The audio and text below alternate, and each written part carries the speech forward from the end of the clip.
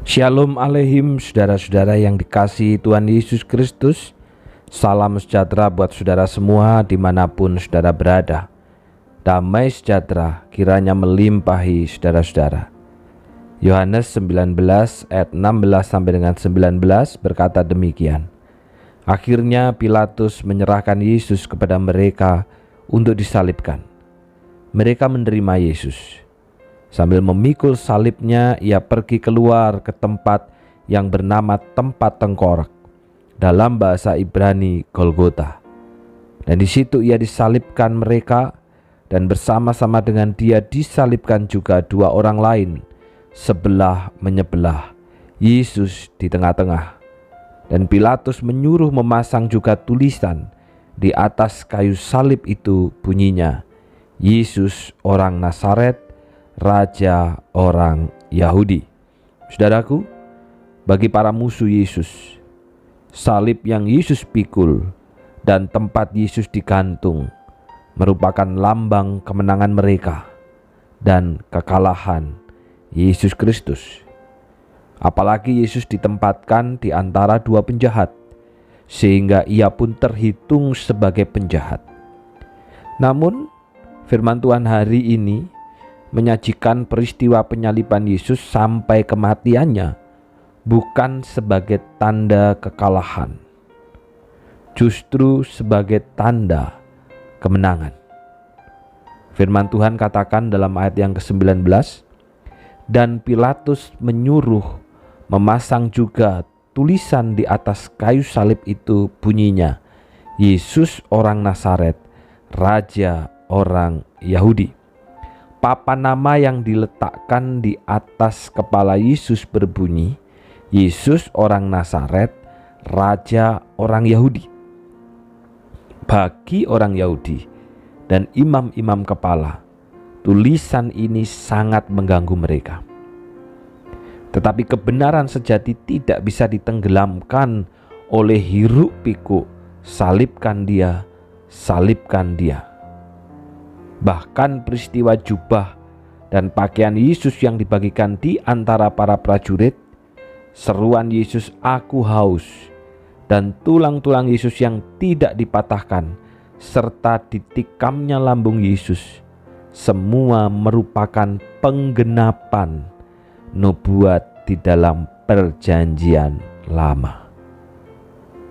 Hal ini menyatakan peristiwa penyaliban dan kematian Yesus ada di dalam kedaulatan Allah Bapa.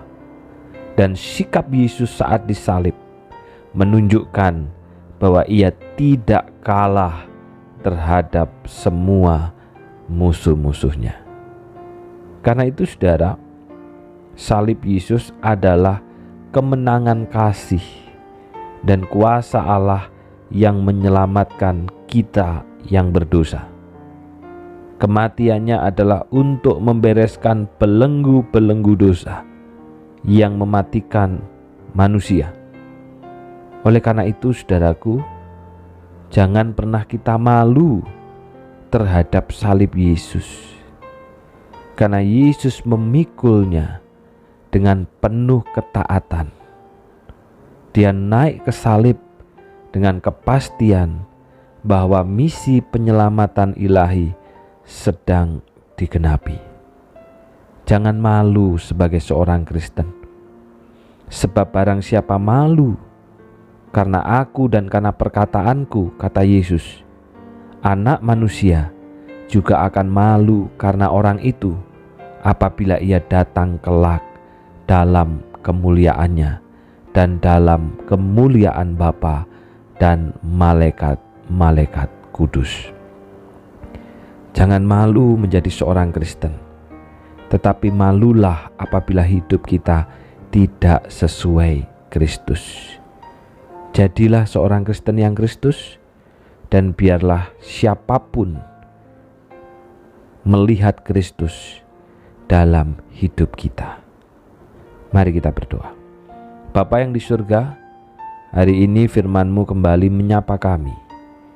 Pengorbanan Tuhan, salib Tuhan adalah kemenangan kasih dan kuasa Allah yang menyelamatkan kami orang-orang berdosa.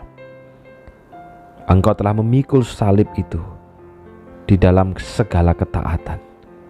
Karena itu, biarlah kami tidak malu terhadap salib Kristus, tidak malu sebagai seorang Kristen.